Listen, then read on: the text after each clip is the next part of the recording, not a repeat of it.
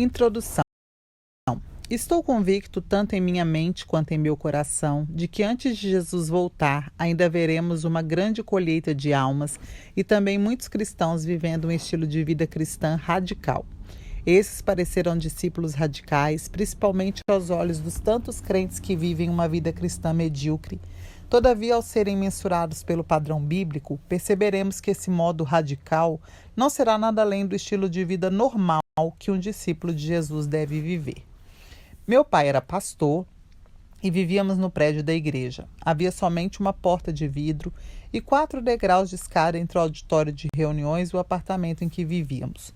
Meu quarto era o primeiro cômodo depois desses 4 degraus. Por essa razão, à noite eu sempre ouvia o som dos cânticos e das orações durante as reuniões. Eu somente participava dos cultos matinais. À noite deveria dormir, uma vez que na Europa as crianças têm de ir para a cama bem cedo, pois no outro dia devem ir à escola pela manhã. É inimaginável para uma criança europeia estar acordada após as 21 horas, o que é bem diferente do Brasil.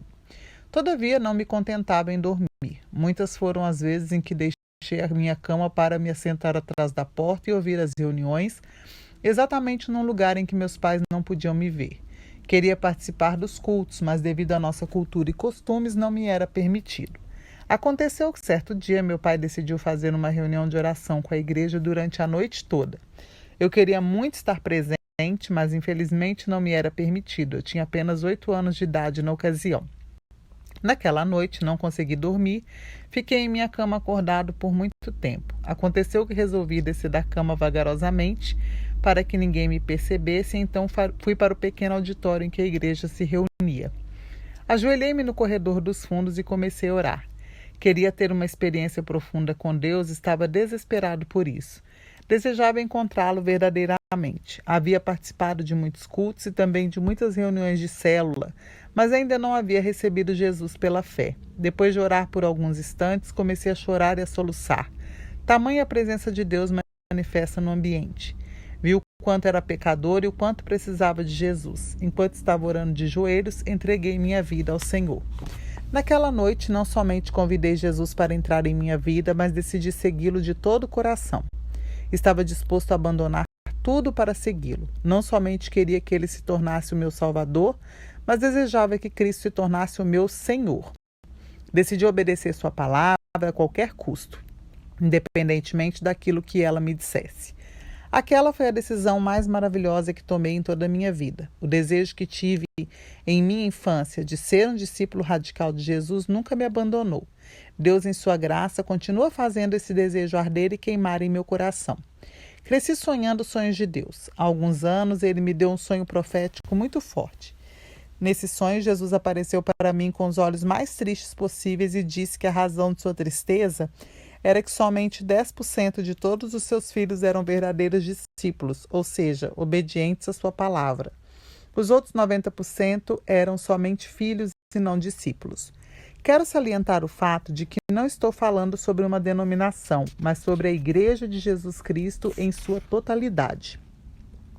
Quero deixar claro que não me considero alguém especial ou um grande herói da fé.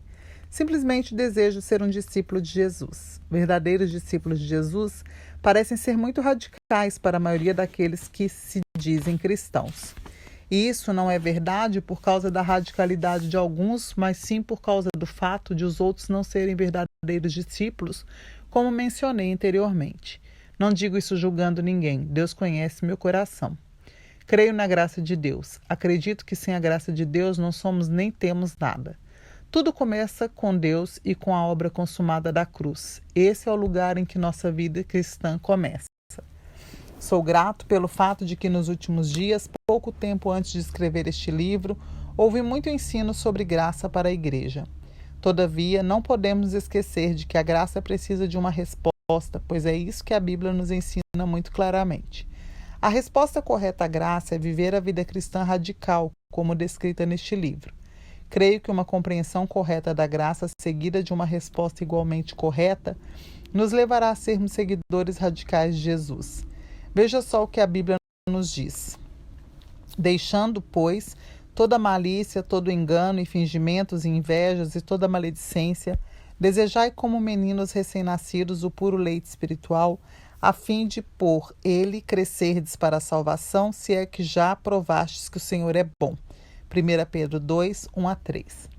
Esse versículo nos chama para viver um estilo de vida radical, deixando de lado todos os hábitos ruins e, ao mesmo tempo, desejando a palavra de Deus pela qual crescemos.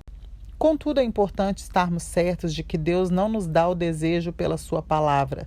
Somos nós quem temos de decidir desejá-la, se é que já provamos a graça de Deus.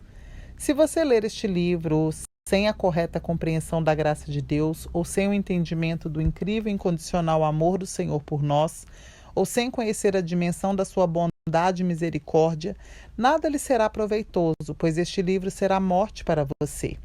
Se você ler este livro com uma atitude legalista, tentando ser radical por qualquer outro motivo, a não ser o profundo e maravilhoso amor de Deus por você, este livro pode lhe ser prejudicial, podendo lhe causar sérios danos.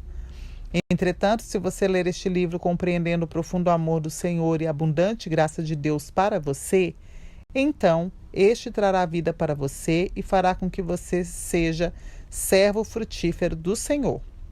Quero que você entenda realmente que o mais importante para nós é andar em amor. O que me motivou a escrever este livro não é levantar discípulos radicais de Jesus, o que seria algo nobre. Minha motivação real é o amor. Amo profundamente a Jesus e também amo você.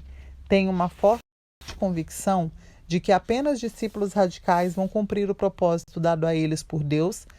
Serão os discípulos radicais que ouvirão de Jesus: muito bem, servo bom e fiel.